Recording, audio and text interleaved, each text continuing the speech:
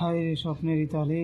এই যে দেখেন লোকটা ইতালিতে আয়া এখন রোহিঙ্গার মতন ফাইল নেয় এই উকিল থেকে ওই উকিল, ওই উকিল থেকে ওই উকিলের কাছে দৌড়াদৌড়ি করতেছে কাগজ বানানোর জন্য।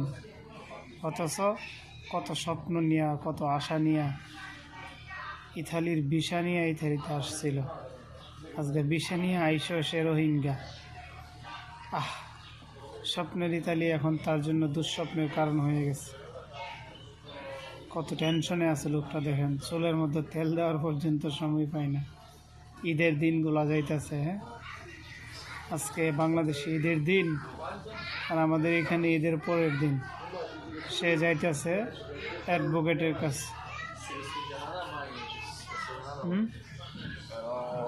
এই যে ইতালি ম্যান, এই যে হেই হ্যালো।